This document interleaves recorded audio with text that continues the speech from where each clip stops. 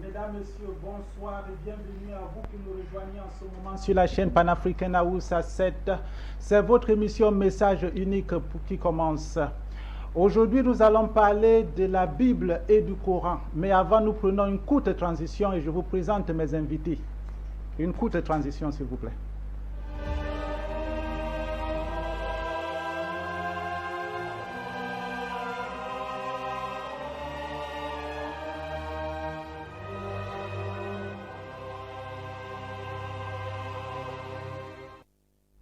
Une fois de plus, bonsoir mesdames, messieurs. Pour parler de ce sujet, le Coran et la Bible, j'ai sur le plateau Imam Mokhtar. Bonsoir Imam Mokhtar. Bonsoir monsieur le journaliste.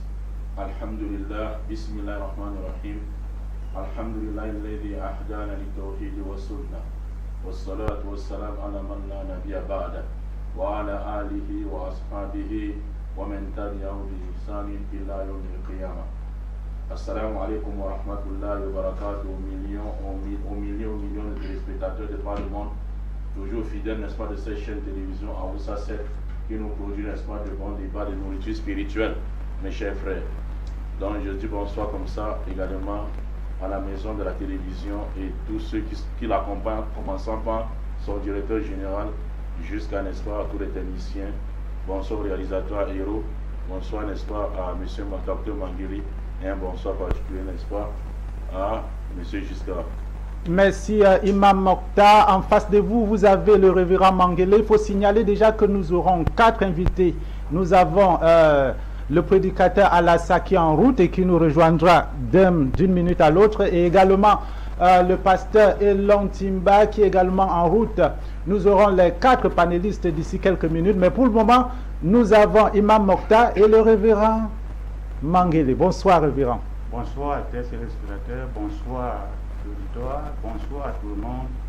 Pour la grâce de Dieu, que ce soit toute l'intelligence, soit en nous en ce moment où nous venons de finir le jeûne, que ce soit le carême ou bien le ramadan.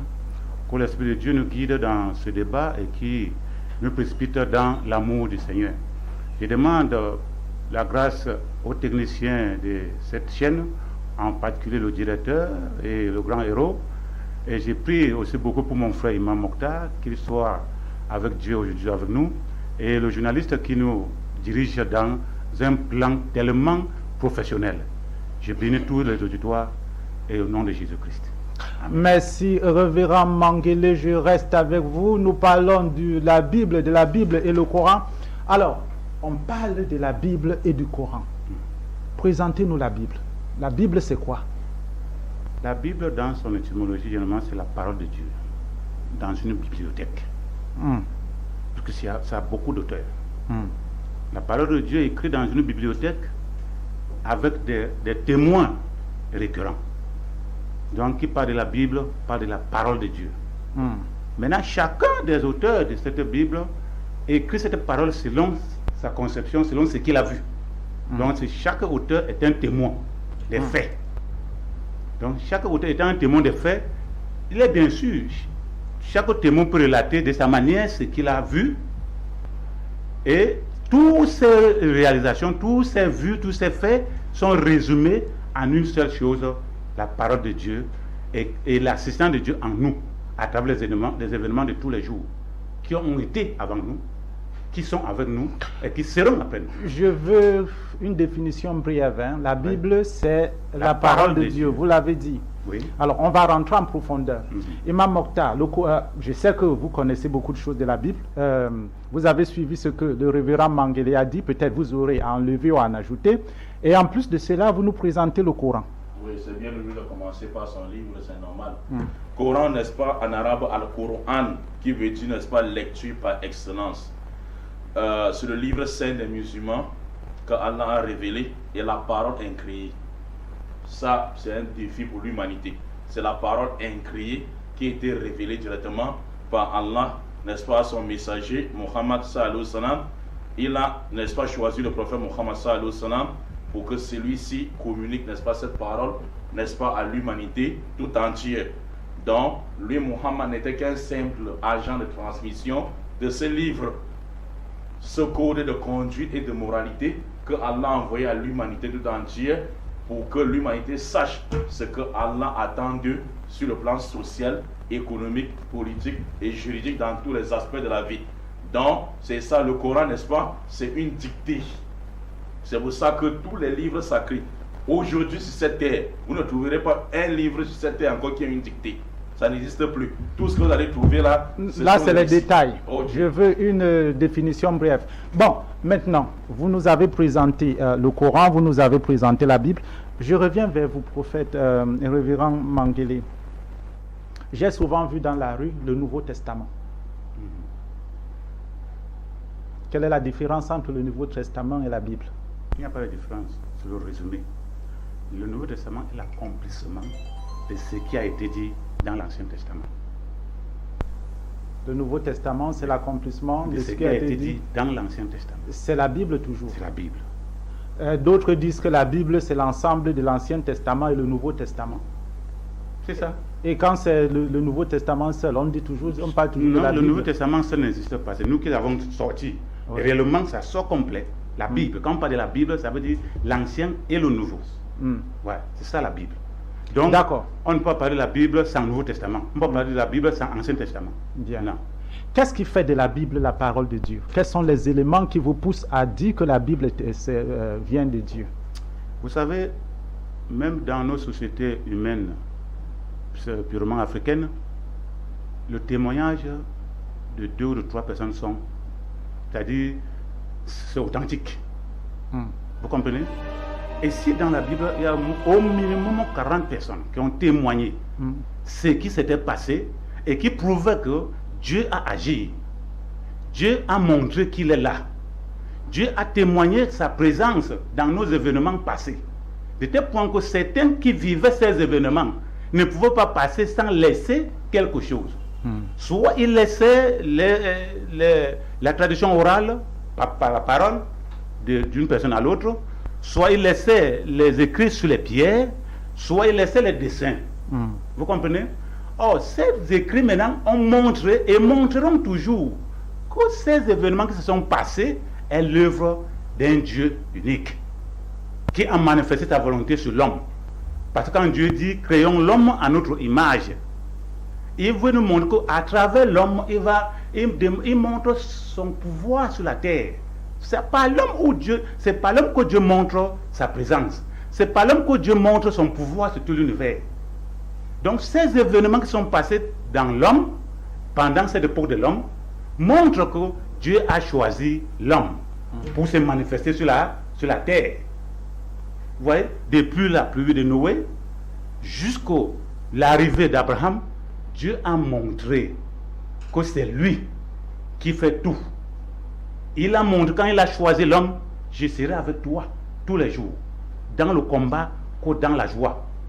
Donc, nul n'est passé dans cet événement, aucun auteur n'a atteint son apogée sans les difficultés, sans combat. Et dans ce combat, on a vu la présence, ils ont montré la présence de Dieu. Donc, l'historique même de tous ces auteurs, quand ils écrivent même ces documents, c'était pour montrer la présence de Dieu sur toutes les difficultés que l'homme a et que l'homme a eues. Là, c'est les détails. Moi, je retiens, je ne voulais pas vous couper parce que j'aime quand les gens arrivent à bout de leur... Alors, moi, je retiens tout simplement que la Bible est un ensemble de témoignages. Témoignages de Dieu vivant. Ok. Imam Mokhtar, à propos du Coran, vous avez dit le Coran a été révélé directement par Allah à son prophète. À l'intermédiaire de l'ange Gabriel, oui. Ok.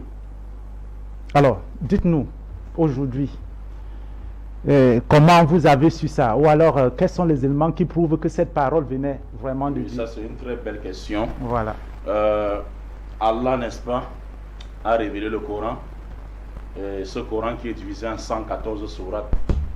114 sourates. Et qui était une dictée directement au prophète Muhammad sallallahu alayhi wa sallam par l'intermédiaire de l'ange Gabriel. Le prophète Muhammad sallallahu alayhi wa sallam, pour conserver ce texte, a utilisé 2 techniques pour que ça arrive de nos jours sans altération, comme d'autres qu'on va voir maintenant. Et Dr Mangele va beaucoup apprendre sur le plateau concernant son livre. Donc, le prophète Muhammad sallallahu alayhi wa sallam a mis 2 techniques: mémorisation et par écrit. Par écrit et par mémorisation. si le cerveau est fauché, alors l'écrit va, n'est-ce pas, renforcer. Et si l'écrit, n'est-ce pas, a disparu, alors le cerveau révèle. C'est pour ça que c'est le seul livre divin sur cette terre où leurs adeptes ont mémorisé la totalité jusqu'aux enfants de 7 ans et 5 ans. Vous ne pouvez pas trouver un pasteur, n'est-ce pas? Ça c'est une parenthèse. Qui a mémorisé l'évangile de Matthieu. Il dit Matthieu, si vous faites une expérience, prenez 2 musulmans, un scribe et un lecteur, vous les enfermez dans une chambre. Vous prenez 2 pasteurs, assistés par les plus grands Saint-Esprit du Cameroun et du monde. Vous les enfermez également dans une chambre et chacun sans son livre. Vous dites, personne ne sortira de sa chambre qu'après avoir rédigé quoi? Son livre sacré. Regardez ce volume du Coran. Les musulmans c'est impressionnant quand même. Oui, avant n'est-ce pas, la moitié de la journée, les musulmans seront déjà ils seront déjà dehors. Ils auront écrit sans faute, en arabe. Mais je dis les 2 pasteurs, rien que l'évangile de Matthieu, ils n'y parviendront jamais jusqu'à la fin du monde. Vous savez pourquoi? Parce que la parole de l'homme est difficile à mémoriser. Et ça, c'est parmi les miracles du Coran. Regardez ce volume, n'est-ce pas, du Coran. Mais les musulmans les mémorisent facilement en langue arabe. Récitent sans faute. C'est pour ça qu'on a cherché comment détruire l'islam par le Coran, on n'a pas pu. Rien que, on dit Muhammad Rasulullah, Muhammad le messager d'Allah. Il y a certains juifs égarés qui ont commencé à dire Muhammad est le messager d'Allah, paix de Dieu sur lui. Rien que le paix de Dieu sur lui, vous savez qui avait découvert l'erreur? Une fille de 7 ans, une fillette. Ça c'est un miracle. Une fillette de 7 ans. Et tout ce Coran, son nom. Tous ces Corans ont été brûlés. Tous ces Corans ont été brûlés. On ne peut pas comparer un livre de cette terre et le Coran. Jamais de la vie. Vous comprenez un peu. C'est pour ça que beaucoup de juifs ont dit, comme Eliaou, quand il est arrivé, n'est-ce pas, en Égypte, il a dit ceci. Tant que les musulmans ont ce Coran avec eux, et la Kaaba là-bas, où il fait le pèlerinage, on ne doit jamais prendre le dessus sur eux. Qu'est-ce qu'il faut? Il faut rentrer dans leur système et détruire le Coran. Or, ils se fatiguent pour rien. Allah dans le Coran, chapitre 15 verset 7, c'est moi qui ai descendu le Coran et c'est moi qui est gardien de ce Coran. Depuis 1400 ans aujourd'hui, le texte coranique est resté intact. Ça, c'est bien. Vous comprenez un peu? Intact parce qu'il y a une différence, monsieur Giscard. Oui, allez-y. Il y a une différence entre n'est-ce pas, version et traduction. Oui. La version coranique est restée intacte en arabe. Mais les traductions, il y avait les fausses traductions du Coran. Il y a les fausses traductions du Coran. Pourquoi? En traduisant, il y a certains gens qui cherchent avec quoi? À omettre d'autres choses. Et ce Coran maintenant, comme Allah a défié même les Arabes à l'époque, à cette langue, quand on attrape l'erreur. Dans la traduction, on fait comment? On vous ramène dans l'original, qui est la version en quoi? En langue arabe. Je dis, well, tous ceux qui sont là, demandez-les de nous donner une seule erreur du Coran en arabe. Je dis, ils ne parviendront jamais. Je dis, ajoutez sur eux-mêmes les dîmes. Ils ne parviendront jamais jusqu'à la fin du temps. Regardez, ceux qui viennent rester là pour dire chaque fois, on va débattre avec Imam Mokhtar, dire de citer un seul verset en arabe. Il va tomber là. Il a cité un seul verset en arabe. Il ne peut pas. Donc, certainement parce qu'ils n'ont pas appris. Voilà. Et s'il apprenait de devenir musulman, parce que beaucoup sont allés comme ça pour chercher à apprendre, pour détruire quoi? Le Coran, et ils sont restés. Pourquoi? Parce que à chaque fois quand le Coran te parle, tu lis un verset du Coran, directement ça te parle à toi-même, pas à l'autre. Parce que c'est la parole de qui? Incréée d'Allah. Ça, c'était la première partie. Concernant la Bible maintenant. Parle du Coran. Non, nous sommes dans un débat. Il a peur maintenant, il dit je parle du Coran. Nous sommes dans un débat. Quand tu parles du Coran, tu vois comment ça te plaît. Tu dis je continue de parler du Coran, parle pas de la Bible. Allez-y. Ok, je reviens notre docteur. Oui. La Bible c'est un récit. Vous avez compris, notre docteur nous dit que c'est des 40 auteurs. Témoignages. Bon, 40 témoignages, c'est auteur, c'est pas témoignage. Parce que la Bible a été écrite par une durée de 3000 ans. Voilà pourquoi la Bible c'est un récit. Alors que le Coran c'était une dictée. Demandez-vous pourquoi d'abord, docteur Mangele, Moïse, Josué, Salomon, David, Jésus n'ont pas fait la même époque. Mais comment est-ce que leur histoire se retrouve dans un même recueil? Voilà pourquoi Allah ne parle pas de la Bible. Allah parle de la Torah de Moïse à son époque. à la part de l'évangile, l'Injil de Jésus à son époque, à la part de Zabour, les psaumes de David à son époque, et chaque livre était scindé de l'autre. Mais pourquoi ça se retrouve dans un même livre? Qui a rassemblé? Toi qui? Bible est en grec. En grec, pas en hébreu. Hein.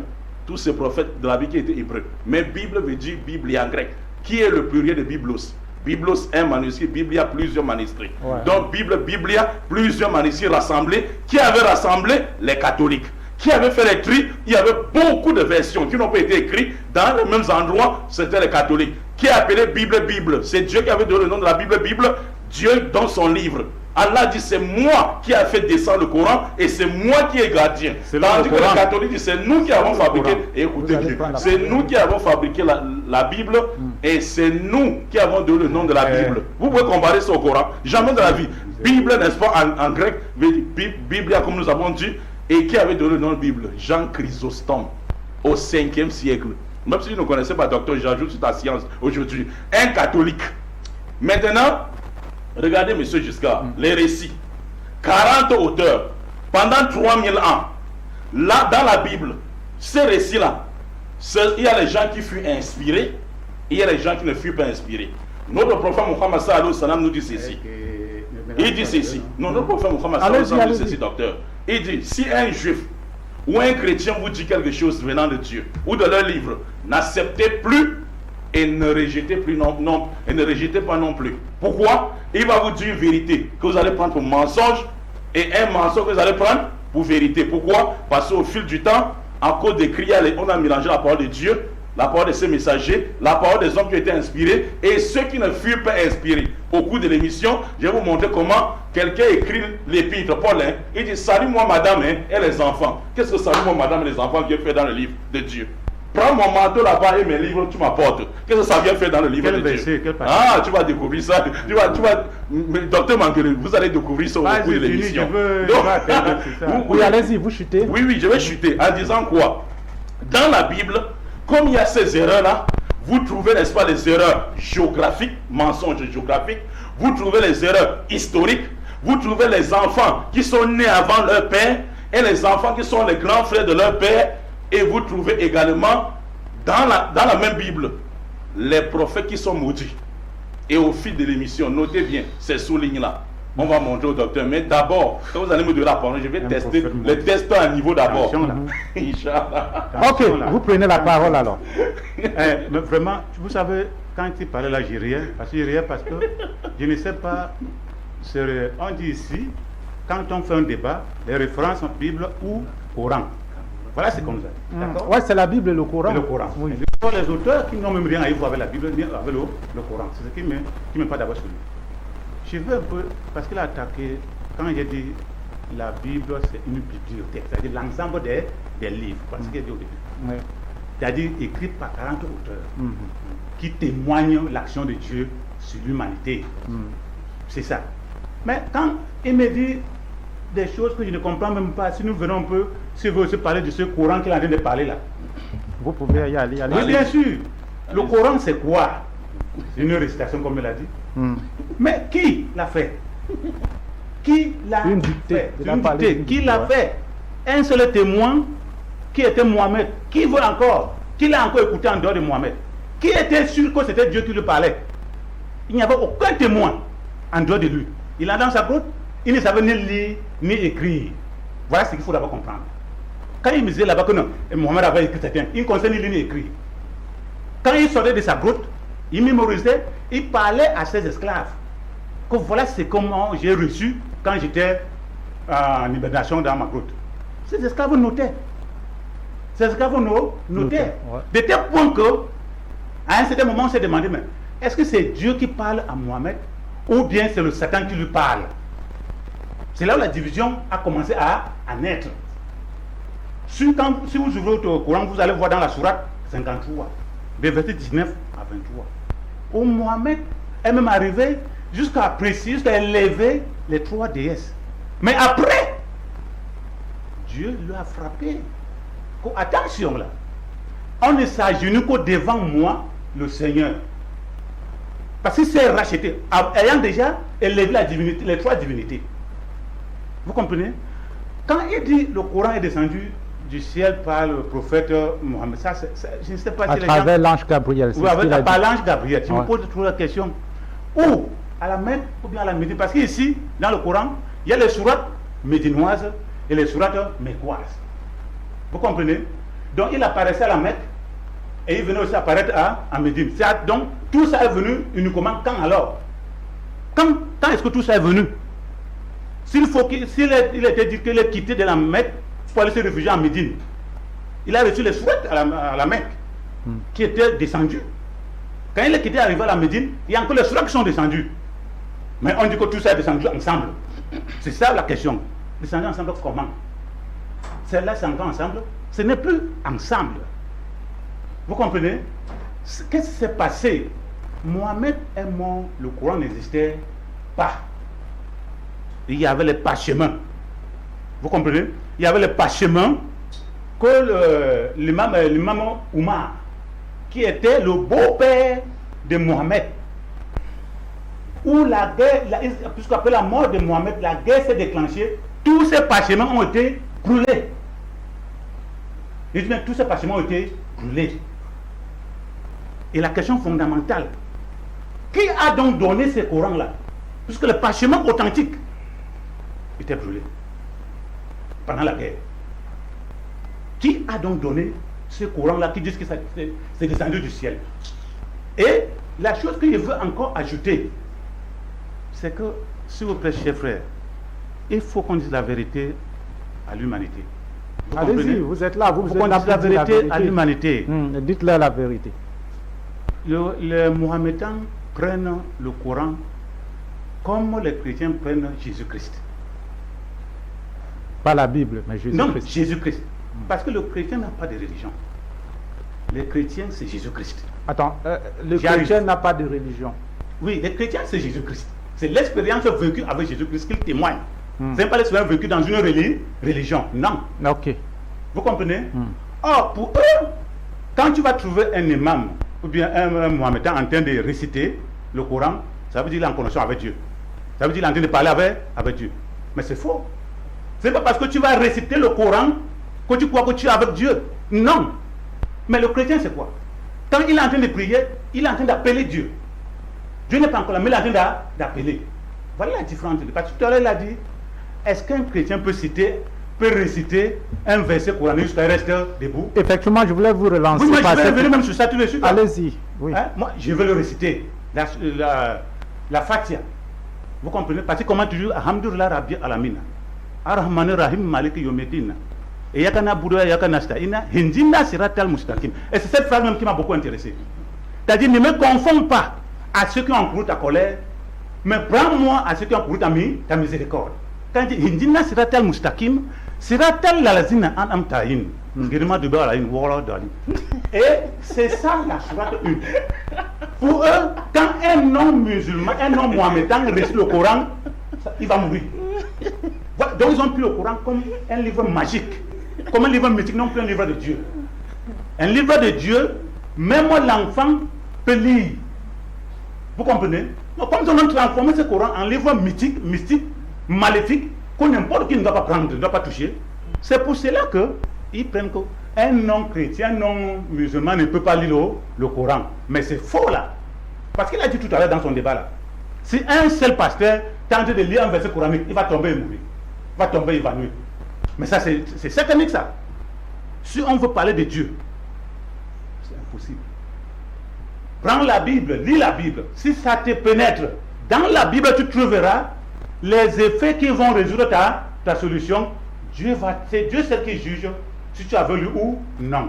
Je vous dis bien, je suis en train de chuter. Oui, allez-y. Je vous dis bien que les meilleurs parleurs de la parole de Dieu sur la terre sont les satans. C'est les esprits maléfiques. Vous comprenez ça? Ils témoignent Dieu plus que toi, le pasteur. Plus que toi, l'imam. Ils témoignent Dieu et bien même. Mais qu'est-ce qu'il fait à ceux qui ne sont pas avec Dieu? Alors que toi qui es l'envoyé de Dieu, qui prêche vraiment la vérité de Dieu, on ne t'écoute même pas. On te met de côté. Mais c'est pas parce que j'arrête le Coran, je récite, que je suis avec Dieu. Mais c'est faux. C'est pas parce que j'arrête la Bible, je récite que je suis avec Dieu. C'est aussi faux. Bon, il ne faut pas tout dire, hein, parce que sinon on va arrêter l'émission. Je reste quand même avec vous. Moi, j'ai été séduit par quelque chose qu'Imam Mokhtar a dit. Hein. il dit la Bible, enfin le Coran, hein, il dit le Coran, Dieu agit sur deux pans. Appelons ça comme ça. La mémorisation et l'écrit. C'est quand même fort ça. C'est quand même fort. J'ai dit que Mohammed ne connaissait ni lire ni écrire. Mais il mémorisait. Mais c'est pas ce qu'il dit. Quand il quittait de sa grotte, il mémorisait les versets. Mais qui les écrivait? Il mémorisait et c'est esclaves, comme tu disais. C'est esclaves, oui. Ils écrivaient certains, mais ils n'écrivaient pas tout. D'accord. Moi, c'est ce que j'ai retenu de fort dans le Coran. Imam Mokhtar, ce que j'ai retenu de fort également dans tout ce que le révérend Mangele a dit, c'est ces témoignages qui peuvent nous pousser à y croire en disant que, bon, si 2-3 personnes ont témoigné la même chose, ça peut être vrai. Voilà. Ce qui me fait rire, c'est quoi? Avec Dr Mangele, je ne peux pas aller vite sur ce sujet. Parce que Dr Mangele avait ce sujet trop léger. Docteur, vous êtes trop léger pour ce sujet. Vas-y, tu as un débat. Oh, s'il vous plaît, c'est mon temps. Laissez-moi m'exprimer. Et dire sur ce sujet-ci, je voulais d'autres pasteurs qui ont pourquoi pour élever le niveau. Parce que ici, je vais descendre le débat au niveau des versets juste. Quand vous voyez, n'est-ce pas, les évangélistes, je vais répondre à la question du journaliste directement.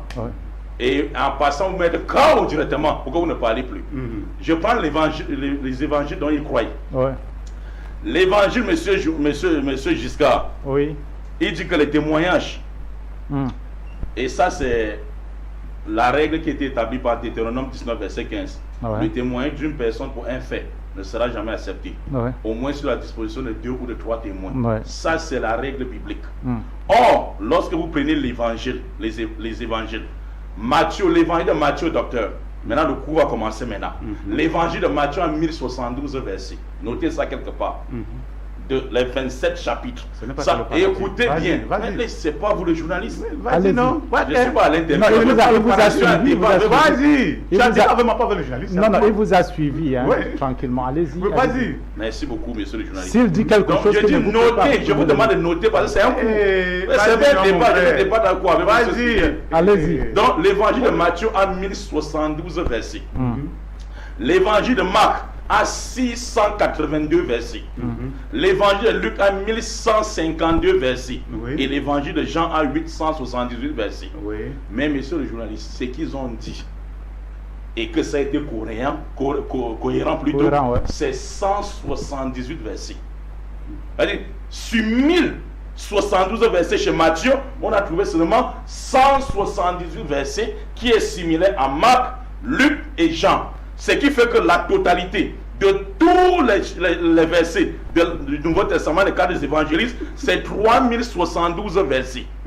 3072 versets. Mais dans les 3072 versets, ils ont dit 178 versets, 178 fois 4. Ça fait combien? Ça fait 712 versets. 712 versets.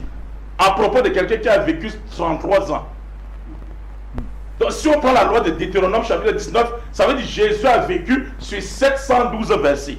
Sur les 3000 et poussières, 72 versets. Maintenant, faites maintenant, non, 3784 versets. Faites 3784 moins 712 versets, il reste, n'est-ce pas, 3072 versets à jeter dans la poubelle. J'ai dit, j'ai commencé à prendre le coup maintenant. Parce que le débat, ce n'est pas à votre niveau. 3072 versets, jetés dans la poubelle. Jésus a fait 33 ans sur terre. Et il n'a que 712 versets à son histoire. Muhammad sallallahu alayhi wa sallam a fait 23 ans de prophétie. Le Coran a 6336 ou 46 versets. 6000 et poussé de versets. 23 ans. Mais quelqu'un qui a fait plus que lui. 10 ans de plus que lui. 33 ans pour 700 versets. Au nom de Dieu, Wallah, Oximobillah, les chrétiens qui nous suivent. Non, vous allez parler. Vas-y, vous chuchotez. Vous allez parler. Prenez les notes, vous allez parler. On est de vous guérir, vous êtes en train de chuchoter. Le malade, le docteur va partir avec les vas-y. Donc ici, monsieur le journaliste, donc ici, un prophète qui a vécu 33 ans sur terre, on trouve 700 versets qui parlent de lui. Et les 700 versets même, ça ne concorde. Ce sont les histoires. Jésus dormait, Jésus se réveillait. C'est ça l'histoire. C'est pour ça que j'ai juré en disant que quoi? Aucun chrétien ne connaît Issa, Jésus, fils de Marie. Aucun chrétien, il ne le connaît pas. Si on prend cette base de la théologie, de Deutéronome 19:15 par rapport au calcul que j'ai fait ici, et c'est la base. Et c'est un coût gratuit. Donc maintenant, de deux maintenant, Pasteur Manguele dit, le Coran n'a qu'un seul témoin. Et c'est vrai. Parce que Allah dit dans le Coran, chapitre 13, verset 43, Muhammad, ceux qui ne croient pas, disent tu n'es pas messager, dis Allah suffit comme témoin, et les savants parmi les gens du livre sont aussi témoins. Pas n'importe qui. Voilà pourquoi je dis que le débat n'est pas au niveau des docteurs Manguele. Ils sont aussi témoins que quoi? Que Muhammad est le message d'Allah qui a été envoyé avec le Coran, etc., pour guider l'humanité. Et Paul l'a dit dans Romains chapitre 9, verset 13, que tout homme soit reconnu menteur et Dieu qui? Dieu véridique. Donc maintenant, regardez maintenant. Parce que le problème n'est pas de dire le Coran a un seul témoin, la Bible a 40 témoins. Regardez maintenant, au monde entier, le Coran n'a qu'un seul témoin, mais il y a les pays qui adoptent la loi du Coran comme, n'est-ce pas, leur constitution sur le plan économique, politique, social et tout. Et ces pays s'en sortent au monde entier et sont les références pour le monde entier. Oui, la Bible n'a que 40 auteurs. La Bible a 40 auteurs, mais ça n'a jamais transformé une seule rue moralement. J'ai toujours dit, donnez-nous un seul village ou un seul pays dont la loi de ces pays est régie par la Bible. Ça, vous ne trouverez pas. Tous les pays qui se réclament du christianisme, religion cheval de bataille, leur constitution est régie par quoi? La loi des occidentaux. À quoi vous sert, n'est-ce pas, les 40 auteurs? Quand ces 40 auteurs ne peuvent même pas changer quelque chose sur votre vie, regardez les vies n'est-ce pas, des pays chrétiens, ce qu'ils adoptent. Et regardez, n'est-ce pas, les pays musulmans qui ont adopté le Coran comme, n'est-ce pas, leur principauté de vie. Comment ils vivent, mes chers frères, comme l'Arabie Saoudite. Regardez. Vas-y. Et Muhammad sallallahu avec ce Coran a transformé sa société qui vivait dans l'idolâtrie et qui adorait 360 dieux. Il a menti d'abord sur le Coran. Le verset, n'est-ce pas, 19 du chapitre 53. Il ment d'abord dans le Coran, il passe son temps à mentir dans le Coran. Il dit, tu as dit Surah 53, verset 19, que Muhammad a demandé d'adorer 3 dieux. Calme-toi, tu vas dire. Si tu finis, je veux te dire. Dans la Bible comme dans le Coran. Afaraytum Lata wa Uzza, wa manata thalitha ukhra. Lakum dhikru wa lahum unsa. Tilka idha kismu jizza. Il va. Je ne sais pas ce qu'il excite. Non, tu demandes dans le Coran, on est rattrapé. Oui, mais vas-y, lis en français pour que nous comprenions, nous analysons cette phrase.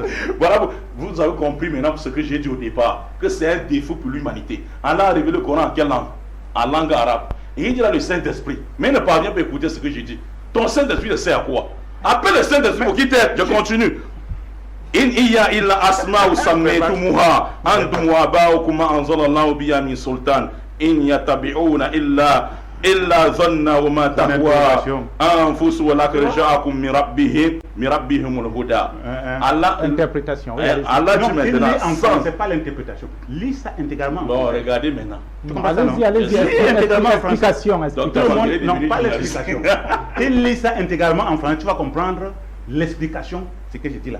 Il lit ça intégralement en français. Il va expliquer en français. Non, qu'il lit en français. Il sait pourquoi il le dit. Qu'il lise en français. On va interpréter cette phrase en français. C'est simple, non? Le Coran va révéler en français. Non, écoutez, il y a la différence entre l'explication et l'interprétation. Est-ce que je peux parler maintenant? Allez-y. Voilà, très bien. Donc dans le sens rapproché, c'est pas dans le sens, c'est pas le véritable. Dans le sens rapproché, Allah dit au verset 19 que vous semble-t-il, vous les Arabes, que vous prenez Uzza. Ils avaient 360 idoles, mais il y avait 3 plus grands. Uzza, Allah, le prophète dit Wamanat thalitha ukhra, ainsi que Manat est les troisièmes, n'est-ce pas, des autres. Ça c'est que les Arabes adoraient. Et il dit que voilà donc un partage injuste. Vous partagez les divinités, les tâches chez les dieux, les Arabes. Et il dit maintenant, s'il vous plaît. Je ne suis pas avec toi, s'il vous plaît. Allez-y. Vas-y, je suis pas avec toi. Monsieur révérend Manguele, vous prenez les notes. Parce que les téléspectateurs nous suivent. Oui, bien sûr. Ok. Donc, le prophète Muhammad sallallahu alayhi wa sallam répond maintenant, ce ne sont que les noms que vous avez inventés, vous et vos ancêtres. Allah n'a fait descendre aucune preuve de leur sujet. Ils ne suivent que la conjecture et leur passion de leurs âmes, alors que la guidée est venue de la part de leur Seigneur. dont le prophète Mohammed sallallahu alayhi wa sallam a réduit tous ces 360 idoles en un seul Dieu unique. Les Arabes vivent dans le barbarisme et l'obscurantisme total. Aujourd'hui, il n'y a personne qui peut concurrencer les Arabes sur tous les plans. Et vous connaissez, que ce soit économie, politique et tout. Vous comprenez un peu. Et dans tous les pays qui se réclament du christianisme, religion, cheval de bataille. Oui, je vais rester avec vous. Mais avant, j'aimerais dire aux téléspectateurs qu'ils peuvent intervenir directement en appelant au numéro affiché au bas du petit écran. Vous appelez directement au numéro affiché au bas de votre petit écran 658 93 52 15. Vous pouvez également faire écrire vos SMS classiques et puis par WhatsApp également. Alors, je vais vous relancer avec une question. Vous gardez la main. Vous allez continuer votre développement et puis vous allez répondre à cette question parce qu'elle va encore en plus ouvrir le débat. Entre la Bible et le Coran, quel est le premier livre que le monde a connu? Alors, après votre développement, vous me répondez à cette question. Voilà. La question n'est même pas que le monde a connu. Le monde a connu, oui. C'est la Bible. Ok. Pourquoi? Parce qu'il faut toujours que le faux vienne. Pour que le... il faut toujours que le faux vienne. Pour enlever les habits sur les fausseurs de faux. D'accord. Allah, n'est-ce pas, a laissé les Juifs faire leur manigance. Coran chapitre, n'est-ce pas, 2 verset 79. Allah dit, comme ils aiment que je cite, n'est-ce pas, la traduction, Allah dit, il dit, malheur à ceux que de leurs propres mains. Et compose un livre et les présente comme venant de qui? De Dieu. Ceux-là qui ont été inspirés, aucun d'eux n'a été inspiré. Les cas des évangilistes sont des païens. Matthieu, païen, il dit ceci. Entrons maintenant dans la Bible maintenant. Il dit dans Matthieu 9:9. Jésus passa près d'un homme nommé Matthieu et demanda à cet homme, suis-moi. Or, le texte, c'est un texte à caractère narratif. Et quand un texte, monsieur docteur, est à caractère narratif, il y a les adjectifs possessifs comme le monde dont sont notre, votre, leur. Si c'était lui, il devait dire Jésus passa près de moi, parce que c'est un texte à caractère narratif. Mais il a dit Jésus passa près d'un homme. C'est cet homme-là que son évangile a disparu, que l'église catholique a jeté, qu'on retrouve une partie au lycée de Londres. Je ne veux pas livrer le débat. Je ne veux pas que vous... Je veux pas que vous... Attends, non, suivez. S'il vous plaît. Non, on va poser une question. Je vais vous donner le temps. Ne vous en... Au contraire. Je ne veux pas que vous vous levez là pour fuir. C'est pour ça que je ne veux pas trop élever le niveau du débat. Maintenant, Marc maintenant dans Actes des Apôtres 13 verset 5. C'est un compagnon de Paul. Et c'est toujours le même évangéliste qui écrit Jean. Parce que son nom c'était Jean-Marc. Il écrit le premier évangile. Le premier évangile, il a donné son nom Marc. Le deuxième évangile, il a donné Jean. Luc également. Luc maintenant a levé les habits sur eux. Dans Luc chapitre 1 verset 1 à 5. Plusieurs ayant entrepris de composer les récits des événements qui sont passés parmi ceux qui ont des témoins oculaires, moi il m'a semblé bon, après avoir fait les recherches sur les choses exactes, d'être exposé excellent Théophile, un haut degré de l'Empire romain. Il écrit son évangile. Luc dit, j'ai fait moi mes recherches.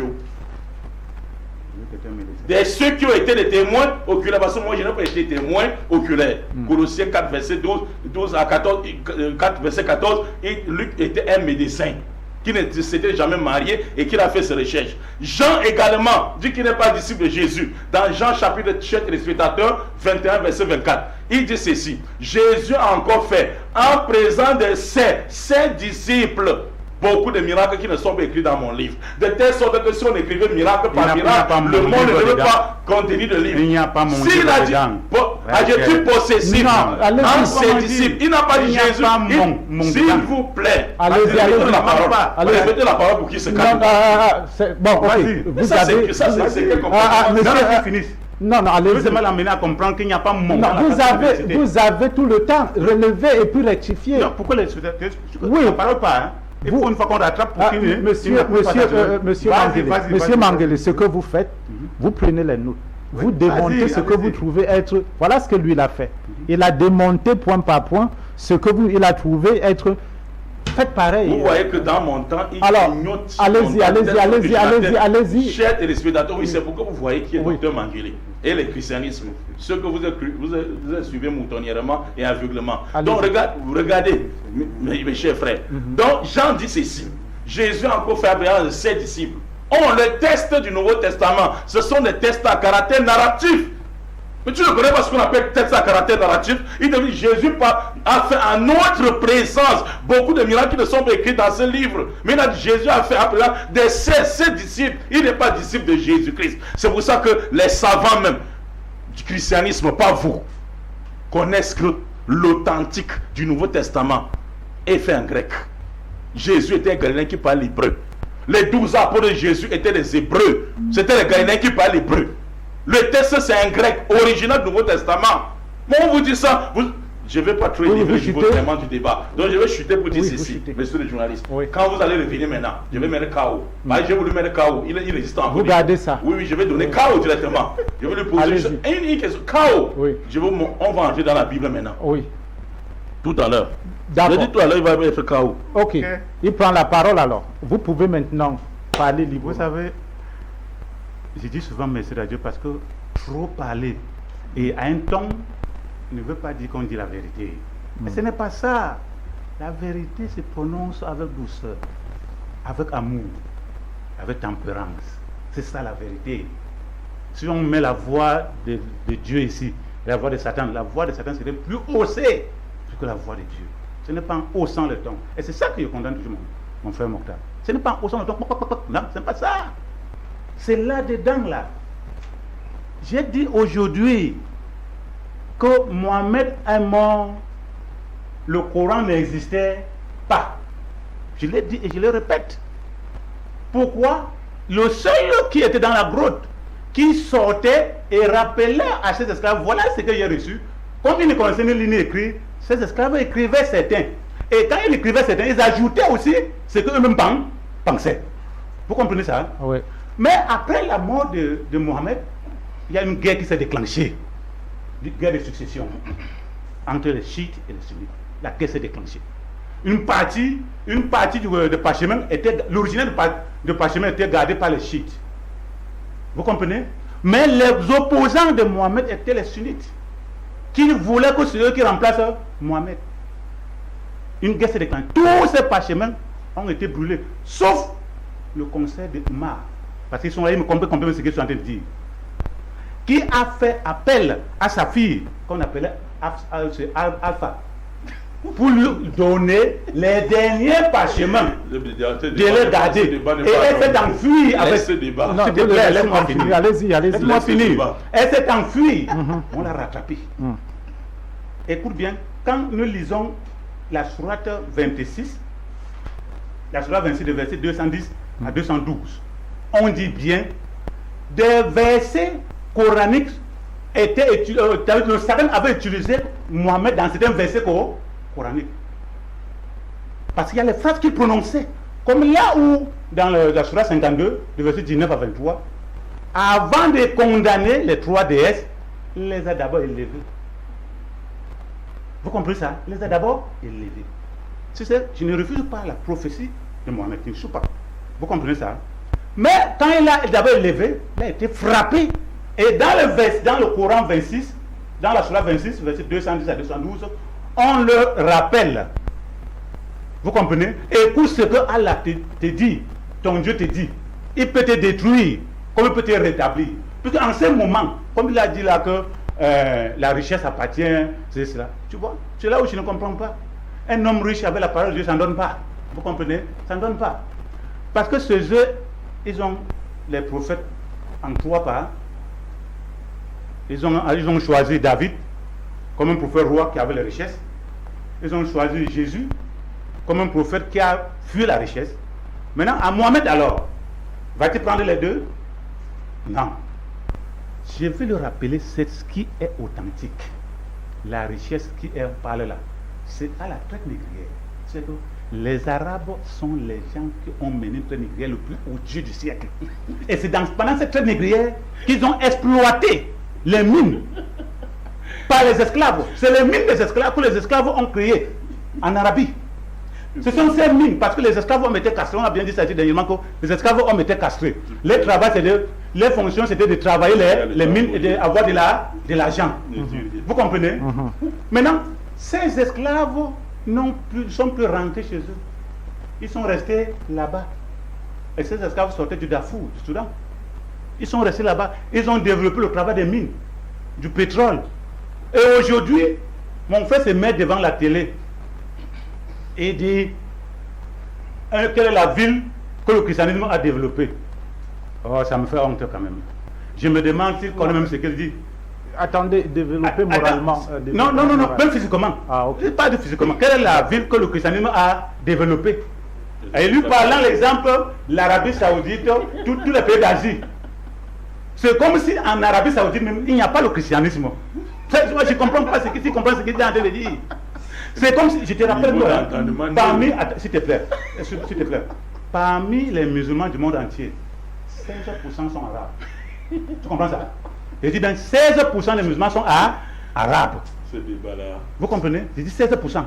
Donc, inutile d'utiliser l'esclavage au Dieu que vous avez fait et qui vous a donné la richesse. Vous venez ici dire aujourd'hui que c'est l'islam. Ah, je comprends déjà. Là, il est en train d'ouvrir un bon débat. Qui vient dire que c'est l'islam qui a fait ce que Dieu de Mohamed qui a fait à ce que ces richesses soient en Arabie. Donc c'est Dieu qui vous avez envoyé de faire l'esclavage au Soudan. C'est Dieu que vous avez envoyé. Vous savez que vous avez utilisé l'islam pour l'esclavage. Vous avez utilisé l'islam pour détruire l'humanité. Puisque quand on comprend, c'est dire, j'aime lâcher les poules là où je suis là. Hein? J'aime lâcher les poules. Mais qu'est-ce qui se passe à ce que il peut dire ouvertement, montrez-nous une seule ville ou un seul pays développé par le christianisme. Est-ce que Dieu est venu développer le pays? Dieu est venu partager sa parole là. Dieu est venu partager son esprit à qui croit en lui. On dit souvent qu'on ne peut pas construire une église, une mosquée. D'accord? C'est nous les hommes. Donc quand vous parlez de l'islam, est-ce que ce n'est que les Arabes qui sont islamisés? Non. Il y a les islamistes au Cameroun, non? Ça veut dire que comme le Cameroun n'est pas développé, c'est parce qu'ils n'ont pas embrassé l'islam? Non. Vous comprenez ça? Je dis bien, je le dis encore. Il n'y a que 16% des Arabes qui sont musulmans. Je dis 16% dans tout le monde entier. C'est calculé. Vous comprenez? Quand il est revenu sur, il dit que 3000 combien de versets dans le cadre, ça me fait honte. Et je me demande si vraiment Dieu, c'est pour ça que l'Esprit de Dieu est bien. Vous comprenez? L'Esprit de Dieu est bien. Ne nous approchons pas sur la parole du Coran pour dire que c'est Dieu. Le Coran n'est pas Dieu. Le Coran n'est pas Dieu. Et ça ne peut non plus être totalement la parole de Dieu. Je le dis encore. Le Coran n'est pas Dieu. Il ne peut pas être en totalité la parole de Dieu. Elle n'est pas en totalité la parole de Dieu. Oui, je dis même qu'elle n'est même pas la parole de Dieu. Ok. La Bible est la parole de Dieu par contre. Écoute, les faits qu'on vécu, quand il a même cité Exode. Non, je veux qu'on soit précis. Hein. Oui. Excusez-moi, la Bible est la parole de Dieu. Oui. Le Coran Je dis encore non, de le Coran n'est pas la parole de Dieu. Ok, continue. Je le dis bien encore. Puisque quand tu veux utiliser le Coran pour la richesse, c'est-à-dire ceux qui étudient le Coran, c'est ceux qui sont riches. Ah ben non. Tu dois choisir entre Dieu et la richesse, mon ami. Vous comprenez ça? Hein? La richesse, Dieu n'aime pas les riches. Non, la richesse qu'ils sont en train de parler là ne vient pas de Dieu. Ah, ok. Vous comprenez ça? Ne vient pas de Dieu. Ça vient de leurs rites. De leurs rites. Il n'a rien à voir avec Dieu. Et eux, ils veulent donc utiliser les versets coraniques pour dire que si tu veux être riche, viens dans l'islam. C'est dangereux tout ça. Je dis, mais c'est dangereux. C'est-à-dire la pauvre femme qui est loin à Fongou, il est pauvre parce qu'il ne s'est pas islamisé. Vous comprenez ça? Le pauvre parent. C'est ça votre caméra. Oui, le pauvre parent qui est loin en Kongmalang, il n'est pas riche parce qu'il ne s'est pas islamisé. Non, s'il vous plaît, mon frère Mokhtar, s'il vous plaît, ne prends pas.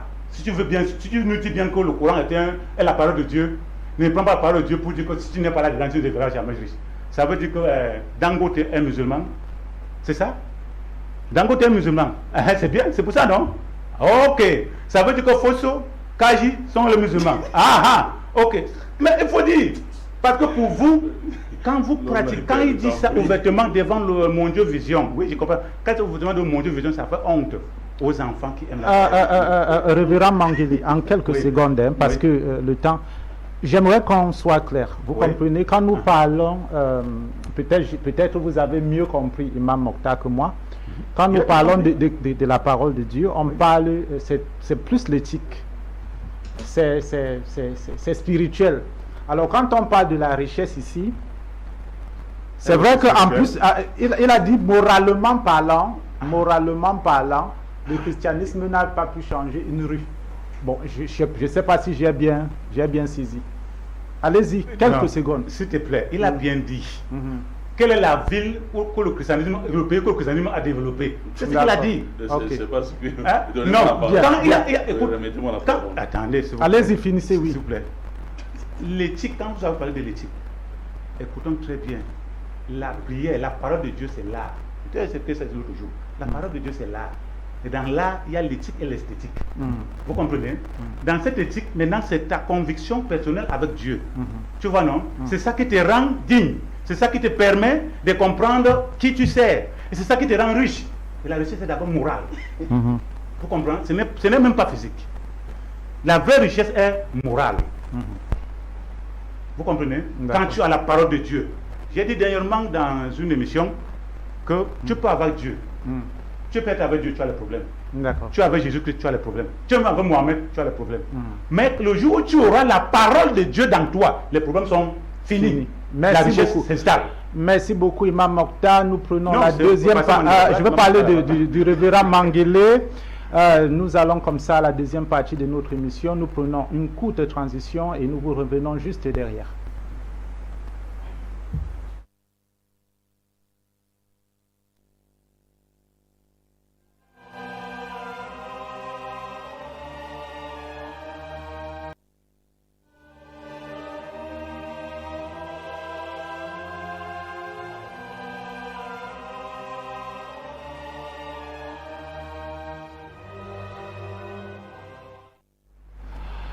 Nous sommes de retour à l'antenne là. Mesdames, Messieurs, merci de nous suivre et de participer. Continuez à nous écrire au numéro affiché au bas de votre petit écran, c'est-à-dire le 658 93 52 15. Vous pouvez appeler également en direct pour participer à l'émission. Mais en attendant, je vais lire les messages de nos chers téléspectateurs qui nous ont écrit. Salut l'émission Aoussa 7, c'est ce qu'il a dit. Salut Docteur Mangele, salut Monsieur Giscard et salam Imam Mokhtar. J'ai une question au docteur. Vous prenez, vous relevez. Oui. Dans la Bible, 2 Rois 8, verset 26. Achazi avait 22 ans lorsqu'il devint roi et il régna 1 an à Jérusalem. Sa mère s'appelait Athalie, fille d'Omri, roi d'Israël. Il va dans 2 Chroniques 22 verset 2. Achazia avait 42 ans, c'est-à-dire on avait 22 ans en haut, on a 42 ans en bas. Lorsqu'il devint roi et il régna 1 an à Jérusalem, sa mère s'appelait Athalie, fille d'Omri. Qui s'est trompé ici sur l'âge d'Achaz? Dieu ou qui? Ça, c'est sa question. Vous allez répondre plus tard. Je continue. Alors, chers téléspectateurs, signez vos messages. Je vous en prie, vous signez vos messages. Bonjour, monsieur le journaliste. Je suis béninois et j'aime bien votre émission. Je voudrais attirer l'attention sur le pasteur de laisser parler l'imam dans son temps afin de nous permettre de distinguer le vrai et du faux. Ok. Bonsoir Alima depuis Fumbot, Cameroun. Ok, c'est Alima depuis Fumbot, Cameroun qui écrit ce message. Alors, si le Coran est faux, comment explique-t-on que le Coran parle d'Abraham, de Moïse, de Jésus et de tous les prophètes qui sont venus avant lui et ne nie pas leur véracité? Vous relevez les questions et cette question me relance. Imam Mokhtar, vous venez de dire qu'avant le Coran, il y a eu la Bible. Et quand nous lisons le Coran et la Bible, comme venait de le dire ce téléspectateur qui nous a écrit, on sent quand même qu'entre la Bible et le Coran, il y a des endroits où ça coïncide, surtout dans l'Ancien Testament. Si vous avez compris mon introduction. Effectivement, vous l'avez bien dit. Que le prophète Mohammed sallallahu alayhi wa sallam a dit quoi? Parce qu'il est venu trouver ça. C'est désormais la Bible là. Oh oui, il a dit, si un juif ou un chrétien vous dit une chose, faites comment? N'acceptez pas et ne refusez non plus. Oui. Parce qu'il va vous dire une vérité que vous prenez pour mensonge et un mensonge que vous allez prendre comment? Pour vérité. Parce qu'on a mélangé le faux du vrai. Le vrai et le faux. Mais maintenant... Vous avez également dit qu'il y a des personnes inspirées, des personnes non inspirées. Maintenant, je vais travailler maintenant avec les personnes non inspirées. Allez-y. Docteur Manguele, il divague. C'est pour ça que dans son temps, vous voyez, j'étais calme et je riais. Je riais beaucoup. Pourquoi? Parce que je faisais les invocations à Dieu, à Allah, de ramener, n'est-ce pas, le docteur. Oui. S'il allait chercher l'argent dans le christianisme, sache que le bien est éphémère, docteur. Parce que ici, le niveau du débat, tu transpires, tu n'as pas d'argument. Vous comprenez un peu. Rappelez-vous dans l'émission, nos anciennes émissions, M. Gisquel avait dit que le Coran est la parole de Dieu. J'ai encore les images. Aujourd'hui, il va publier encore ça. Il a dit le Coran est la parole de Dieu. Jusqu'à pasteur Élisée lui demandait, tu reconnais le Coran? Il dit oui, parce que ça parle de Jésus-Christ. Aujourd'hui encore, il a dit, en développant ces prêcheurs là, il a dit, je ne nie pas la prophétie de Muhammad. Je ne nie pas. Or, la clé de la prophétie de Muhammad, c'est quoi? Le Coran. Il reconnaît que Muhammad est prophète, mais ce que Muhammad veut transmettre, c'est faux quand même. C'est pour ça que je riais. Parce qu'il se contredit à tout vent. Il ne sait plus quoi dire. Je rentre maintenant dans son... Je vais un peu... Chez les spectateurs, je vais baisser un peu le niveau. Parce que j'étais trop élevé. Regardez 2 Bibles.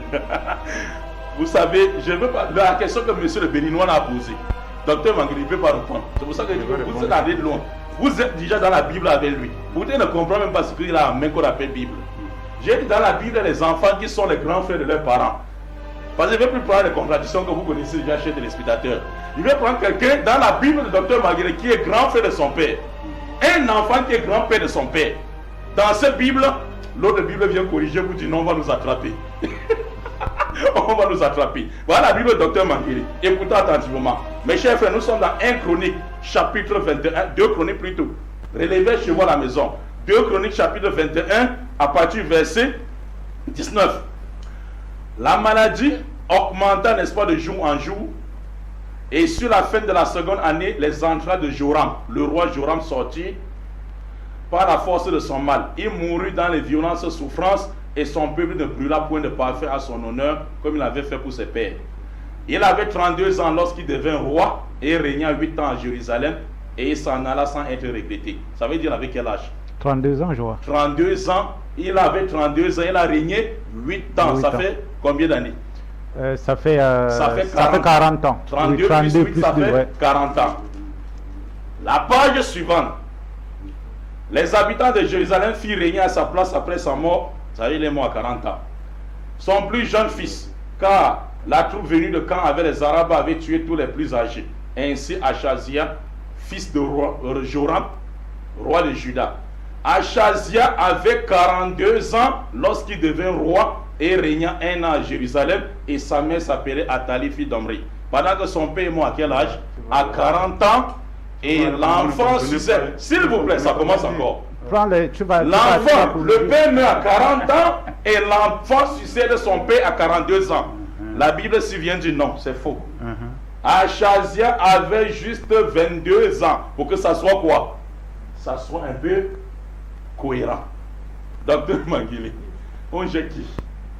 C'est tu as fini, tu laisses. On n'a pas fini. Je veux répondre. Oui, vas-y alors. Je dis ceci, hein. Notez juste. Parce que vous aimez, vous avez la maladie de parler. Si vous pouvez avoir au moins la maladie, écoutez, si vous avez au moins la maladie de comprendre, ça devait être bien. Vous avez la maladie de parler. Parler. Regardez 2 Bibles. L'autre dit Achazia avec 42 ans. 2 Chroniques 22. C'est témoin de Jéhovah.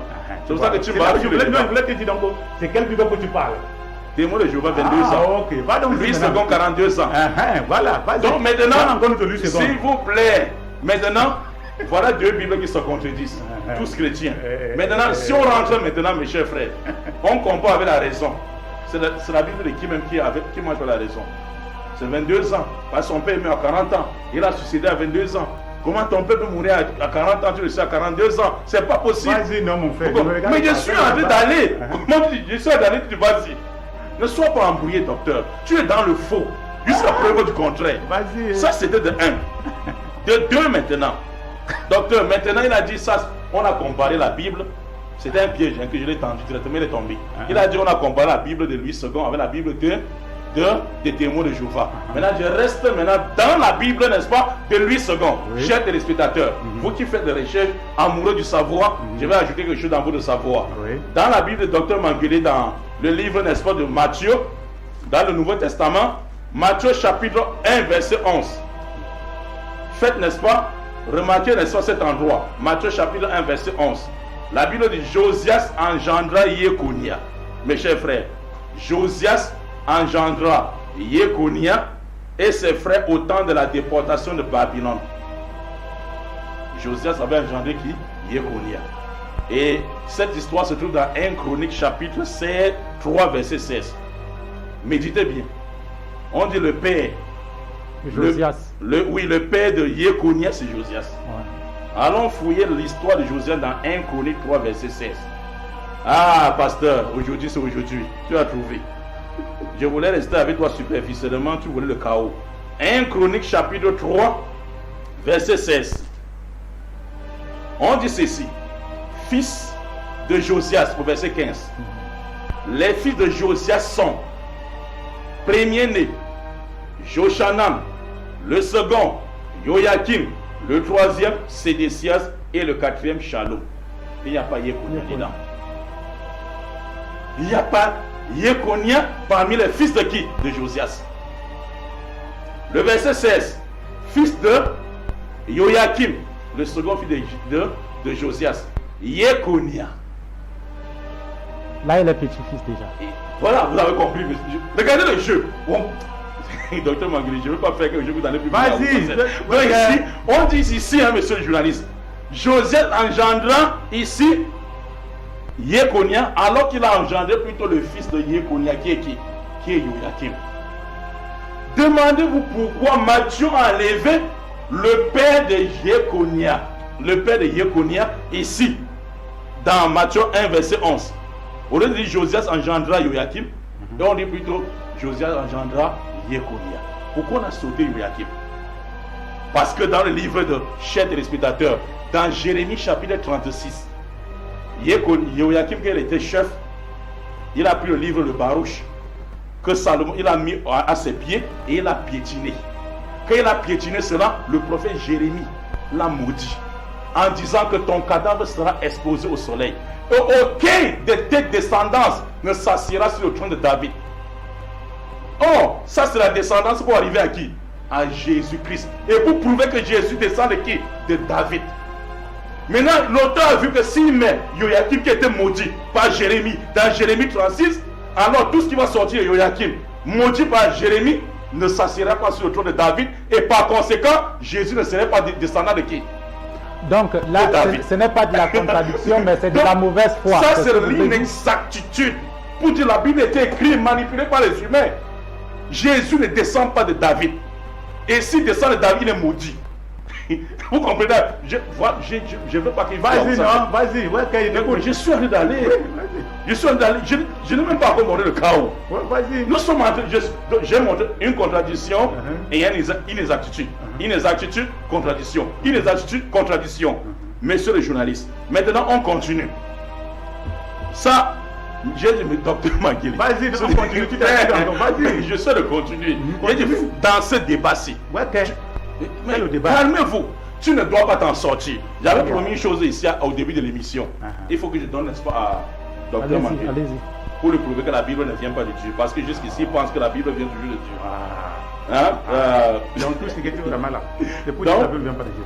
Maintenant, l'apôtre Paul, mes chers frères, l'apôtre Paul, qui est le seigneur du christianisme? Qui est l'inventeur du christianisme? Il écrit ses lettres. Il fait les dédicaces.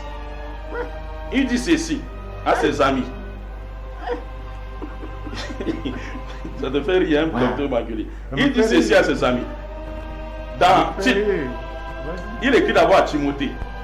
Timothée, dans 2 Timothée 4, verset 16, de 13. Quand tu seras de retour, prends mon manteau, prends, n'est-ce pas, mes livres que tu as laissés, je sais pas, ces 3 de Carpus et tu m'apportes. Ça va me couvrir contre le froid. Il faut noter bien. Docteur Mangele va nous dire ce que prendre son manteau pour se couvrir contre le froid. Et lire ces documents. Ça vient faire dans la parole de Dieu. Bien. Qui est un livre saint. qui ont du livre saint venant de qui? De Dieu. Les besoins personnels viennent faire quoi là-bas dedans? Même Jésus, aucun d'eux n'a pas de besoins personnels. On continue. Il dit ceci. 1 Corinthiens 16, verset 19 à 20. Les églises d'Asie, Aquilas et Prisca, le couple là vous salue. Ils vous envoient les salutations de la part de Dieu. Et ils viendront chez vous dans bientôt. Les frères vous saluent également. Faites bisous entre vous. Saluez-vous entre vous par des bisous. Il continue. Il dit Timothée, oh mon ami, je ne cesse de prier pour toi nuit et jour chez moi dans la prière de nuit. J'ai fait aussi mention de toi dans mes prières, Timothée. En me rappelant, n'est-ce pas, en pleurant. J'ai eu des désirs aussi de te voir, mais ça fait longtemps, mon ami. Afin, quand je te vois, je sois rempli de joie. J'invoque également la foi sincère qui est en toi, Timothée. Salue-moi ta grand-mère et ta mère Eunice. C'est toujours la parole de Dieu comme ça. Docteur Mangueré. J'ai dit que quand vous avez fini, s'il vous plaît, c'est le journaliste qui va m'interrompre. Allez-y, allez-y. Il dit Timothée, salue-moi ta grand-mère et sa fille Eunice qui est ta mère. Parce que je suis certain que même la foi que tu as, ta grand-mère aussi avait ta mère. Vous avez trouvé ça dans 1 Timothée, la lettre de Timothée. 1 Timothée 1, verset 3 à 6. Il continue. Il dit ceci à Tite. Tite, lorsque je vais t'envoyer à Thémas ou bien Tysique, parce que je ne sais pas, je vais voir si je vais t'envoyer à Thémas ou bien Tysique. Je ne sais pas qui je vais envoyer les deux, mais je vais réfléchir quand même. Mais c'est quelqu'un qui est inspiré. C'est pourquoi on a dit à Dr Mangueré qu'il y a des gens qui ne furent pas inspirés. Une personne qui est inspirée ne veut pas dire je ne sais pas si je vais t'envoyer Dr Mangueré ou bien le journaliste Giscard. Non, il connaît déjà qui va envoyer. Il dit Tite, je ne sais pas si je vais t'envoyer à Théma ou Tysique. Efforce-toi quand même de venir me trouver à Nicopolis. Parce que j'ai décidé de passer l'hiver là-bas. Donc tu viens, on passe les vacances. Veille également avec Zen en voyage. Quand tu voyages, sois prudent en route. Et le juriste de la colonne, afin qu'il ne manque de rien aussi, donne-le à manger. Et donne tout ce que tu peux donner, n'est-ce pas, à ceux qui vont t'accompagner pour venir me voir. C'est juste la parole de Dieu comme ça. Oui. Tout ça, c'est juste la parole de Dieu. Bonsoir monsieur, bonsoir monsieur, bonsoir monsieur. Vous vous présentez, vous vous éloignez de votre poste, vous vous éloignez de votre poste récepteur. Vous vous présentez et vous participez à l'émission. Salam alaikum wa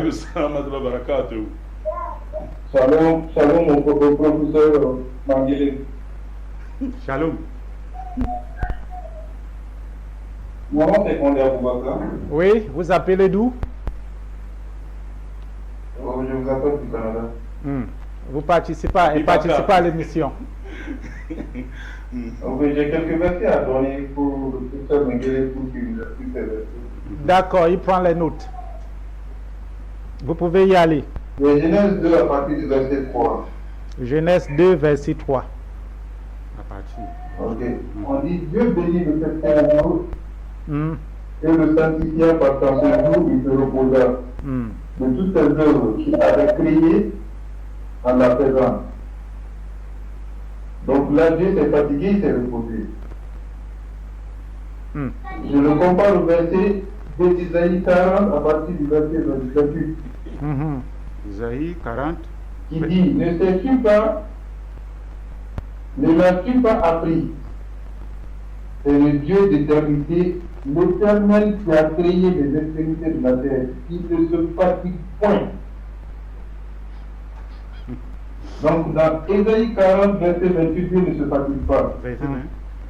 Dans Genèse 2, verset 3, Dieu s'est fatigué et il s'est reposé. Je vais prendre encore un autre verset. Genèse 6, excusez-moi, Genèse 6 à partir du verset 3. Alors l'Éternel dit, mon esprit ne restera pas toujours sur l'homme, car l'homme n'est que chair, et ses jours seront de 120 ans. Dieu, en créant l'homme, dès le commencement, a fixé l'âge de l'homme. Ok. On va aller alors prendre d'autres versets. Dans le même Genèse, Genèse 11 à partir du verset 10 à 26. Genèse 10. Voici, bon, c'est long, là, vous pouvez le lire. On voit des gens, on voit Noé qui a eu plus de 500 ans dans la Bible. Il y a plein de gens qui ont vécu plus de 100 ans dans la Bible. Genèse 9 à partir du verset 29. Tous les jours de Noé furent 900 ans, 950 ans. Ça c'est Noé. Noé a vécu 950 ans. Or que avant la création de Noé, dans Genèse 6, Dieu avait dit que l'âge de l'homme ne dépassera pas 120 ans. Il y en a plein, mais bon. Dans Genèse 6 également, il y a plein de versets. Genèse 6 à partir du verset 7. Oui. L'Éternel se repentit d'avoir fait l'homme sur la terre. Il fut affligé et son cœur en son cœur. L'Éternel dit, j'exterminerai de la face de la terre l'homme, et je créai depuis l'homme jusqu'au bétail. Donc là, Dieu s'est repenti d'avoir créé l'homme. Dans Genèse 6, verset 6. On va prendre Nombre 23 à partir du verset 19. Le dernier. Oui, le dernier, ok. On dit, Dieu n'est point un homme pour mentir, ni fils d'un homme pour se repentir. Merci d'avoir participé. Dit, il ne le fera-t-il pas. Donc, comme vous dites, le dernier, il y en a plein, mais il y en a contradiction dans la Bible. Le prophète a essayé de vous expliquer. Voilà, il vous répond tout de suite. Il vous répond. Si l'Éternel se repentit, on dit qu'il ne se repent pas, parce qu'il n'est pas suffisamment. D'accord, merci d'avoir participé. Alors, vous allez laisser qu'on réponde à ce téléspectateur, sinon on va oublier. Vous répondez directement à ce téléspectateur. Il dit dans Genèse 2. Enfin, il parle de la contradiction. On n'a pas besoin de rentrer dans les... La Bible se contredit-elle? Non. Ben, comment vous expliquez ce passage? Il dit, il est dans Genèse 2, verset 3. Oui. Verset 3. On a d'un côté Dieu qui se répand, de l'autre côté, il est écrit que Dieu ne se repent point. C'est le contexte. Je peux vous dire que avant de sortir les phrases, pour parler à l'auditoire, il faut comprendre de quoi il s'agissait. Vous comprenez?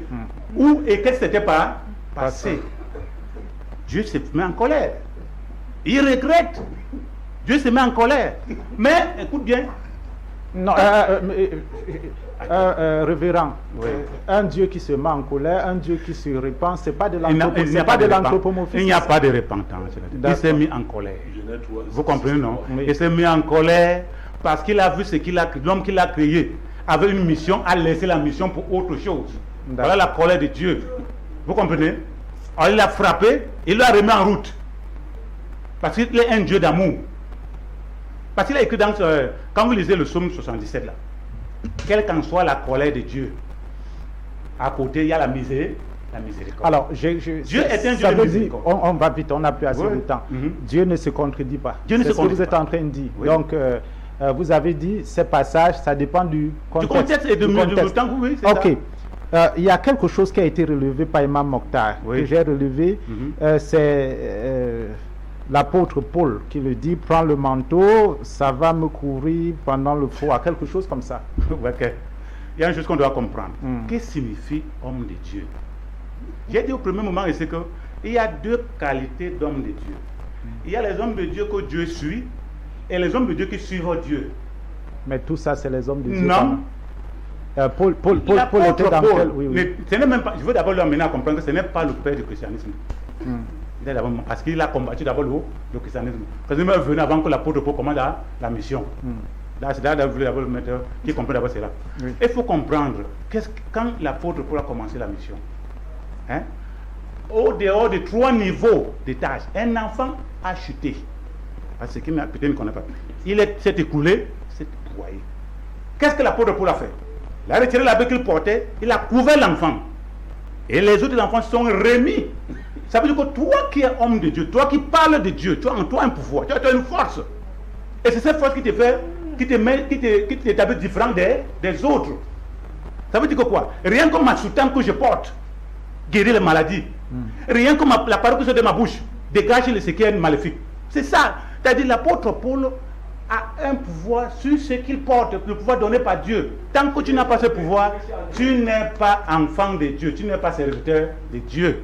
C'est pour cela que Dieu a établi ses enfants, les prophètes, il a établi d'autres, les rois, pour mettre la différence entre le peuple qui les suit et lui. Ça, tu ne comprends? Mais mon frère Mokhtar, s'il vous plaît. S'il vous plaît.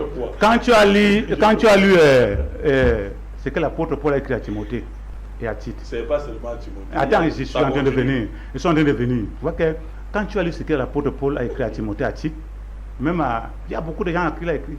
C'est les épîtres. Ça veut dire quoi? C'est des lettres. Dans la parole de Dieu. Vous comprenez? S'il te plaît. S'il n'y a pas de confection, s'il n'y a pas d'amour entre toi et moi, on sait quel Dieu. Si je ne peux pas savoir, s'il vous plaît, s'il vous plaît, s'il vous plaît. Jésus dit, si tu aimes attends, s'il te plaît, si tu aimes celui que tu ne vois pas, et tu n'aimes pas celui que tu vois, tu n'aimeras jamais Dieu. Vous comprenez? L'amour fraternel est le taux de la parole de Dieu. Là. Voilà votre caméra. Oui, l'amour fraternel est le taux de la parole de Dieu. Tu ne verras jamais Dieu. Mais tu vois le prochain. Et l'amour que tu présentes au prochain représente en toi Dieu directement. Comment est-ce que tu ne peux pas saluer ton père, ta mère, ton oncle, pour demander comment ils vont, si je suis enfant de Dieu? Ça veut dire que je ne sais pas Dieu. Mais vraiment, ça c'est les choses que nous n'avons pas dit dans le Mondial Vision. Parce qu'on va essayer de ridiculiser ça. J'arrive ici, l'imam Mokhtar, ça va bien chez lui, sa femme va comment? Quand je le dis, ça veut dire que ce n'est pas la parole de Dieu. Dieu me dit, aime ton prochain comme toi-même. C'est pas ce qu'il a dit? Aime ton prochain comme toi-même. Et tu n'aimes pas ton prochain, tu n'aimeras pas Dieu que tu vois. Alors, ce n'est pas la parole de Dieu là-bas, l'amour du prochain. Donc ça veut dire que si l'imam Mokhtar tombe là aujourd'hui, je ne peux pas le soulever parce que la parole de Dieu ne dit pas qu'il le soulève. Mais c'est pas possible là. Non, écoutons mon frère, écoutons s'il vous plaît. Témoignons la parole de Dieu par les œuvres. C'est ce que l'apôtre Paul a fait. C'est ce qu'il a fait. Merci. Bonjour Aoussa 7. Ma question au pasteur est de savoir quelle Bible peut nous sauver. Celle des catholiques, des protestants ou autres? Il peut répondre ça directement. Rapidement. Oui. La Bible ne sauve pas, mais c'est la parole de Dieu qui sauve. La Bible n'est-elle pas la parole de Dieu? Mais cette parole doit être dans toi si tu suis Dieu. Merci. Bonsoir monsieur le journaliste. Je réponds au nom de Oumarou Idrissou. Je suis béninois. J'aimerais demander au révérend de donner une source qui montre que c'est après la mort du prophète Mohammed que le Coran a été descendu. Ça veut dire qu'il n'a pas lu le Coran, il ne lit pas le Coran. Donc, bon, il n'a pas lu le Coran. Car si chaque prophète vient avec son livre, comme Jésus est venu avec la Bible, non, comment, le Nouveau Testament, pas avec la Bible. Comment c'est après la mort du prophète que le Coran a été élaboré? Non, élaboré, c'est là où le Coran est en doute de la falsification. Parce que c'est ça, là où se trouve le problème. D'accord. Puisque Mohammed ne lisait pas le Coran quand il était là. Mais c'est après sa mort qu'on a jumelé ce qu'on peut jumeler, on a sorti un Coran, on dit que c'est lui. Ok. C'est tout. Bonjour, que la paix soit avec vous. Je me nomme Fatima depuis Lomé, Togo. J'aime bien cette émission. Merci et que Dieu nous donne tous l'esprit de discernement. S'il vous plaît, je remarque toujours une chose dans cette émission au niveau des pasteurs.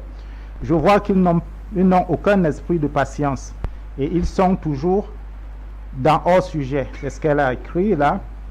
S'il vous plaît, ils doivent se calmer et donner le meilleur d'eux aussi. Car mes frères chrétiens ont besoin de la lumière dans leur vie aussi. Merci et bonne suite à vous dans la paix de Dieu. Merci Fatima, c'est très gentil. Fatima depuis Lomé au Togo. Imam Mokhtar, c'est à vous. S'il vous plaît. Oui, je vous fais ce plaisir. Ce n'est pas la Bible là-bas. Ici. Ah. Alors, je montre ça, vous dites que ce n'est pas la Bible. Attention, mon niveau, on n'a pas encore atteint le monde niveau.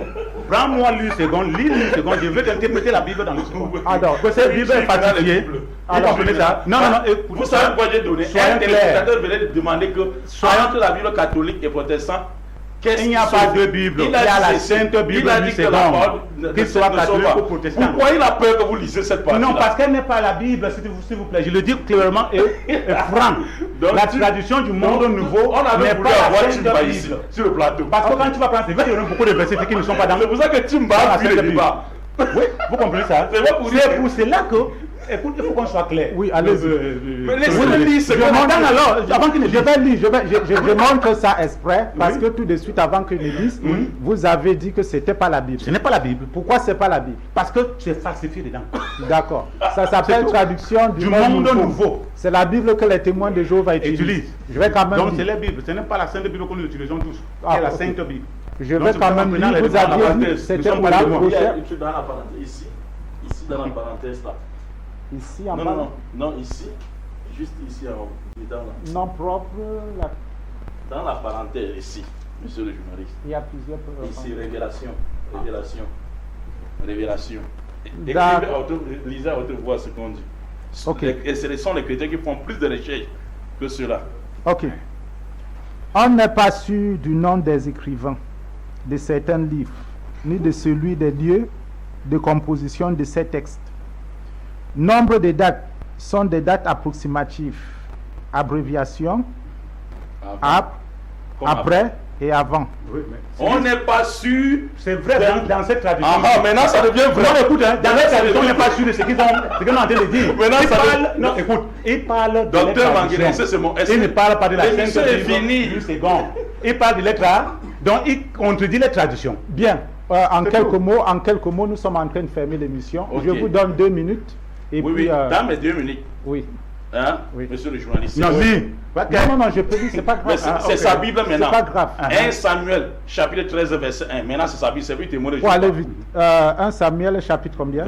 Chapitre 13, verset 1, le verset 1. Du Le chapitre verset 1. 13. Oui. Saul était âgé de an. Oui, Voilà, c'est pas possible. ça va. Ça va. Il a 30 secondes à mon temps. Saul avec quel âge? On est là pour connaître les âges des gens. Donc, cher téléspectateur. Bon, c'est je pas conclus, précisé. je- Non, je- ce n'est je pas ça le conclus- thème, ce n'est je pas conclus ça. pour dire, Ce n'est pas ici, il y ça. en a. Ici, il y en a. vraiment. Donc, Toi, je tu es conclus un pour dire, enfantin. qui a oublié l'âge de Saul? C'est Dieu. Est-ce que Dieu a oublié l'âge de Saul qu'il a créé? Non. On parle de Est-ce que la parole c'est de lui Dieu, qui a on écrit parle cet pas des esprit de humains. Dieu? Non. Parce qu'il pense que la Bible est la parole de Dieu. Donc après ce débat, quitte le micro, on va à l'église. Il était à la mosquée plutôt. Il était déjà dit ça plusieurs fois. Ok. Quitte n'est-ce pas le plateau, on part à la mosquée. Vas-y, on t'a donné 2 minutes. Donc, mes chers Ah, frères, gars. donc pour finir, chers téléspectateurs, il n'y avait pas vraiment débat. Il y avait cours gratuit également de faire connaître à Dr Manguele que avant, il avait trouvé le chemin de l'islam. Oui. Et il a fait de fuir la famine à un moment de Ramadan et priait 5 fois par jour. Dr Manguele a fui l'islam.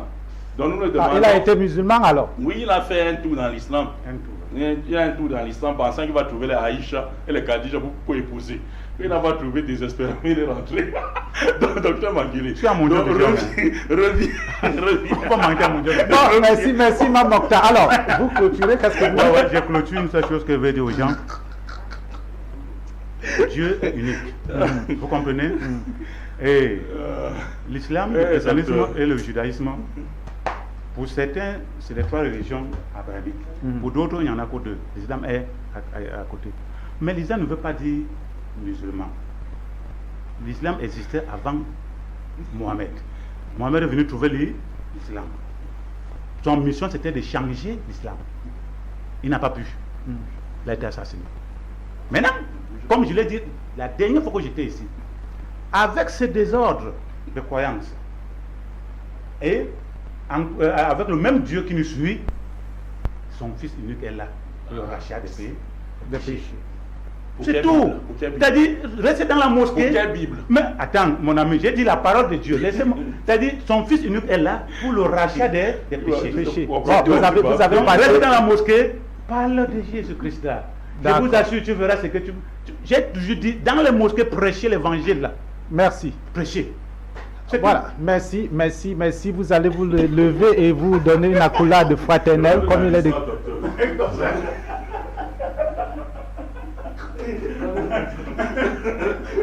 Merci, monsieur le journaliste. Alors, vous revenez sur moi, monsieur le technicien, pour clôturer l'émission. Merci. Merci de nous avoir suivis, chers téléspectateurs. Nous vous donnons rendez-vous samedi à la même heure. Portez-vous bien.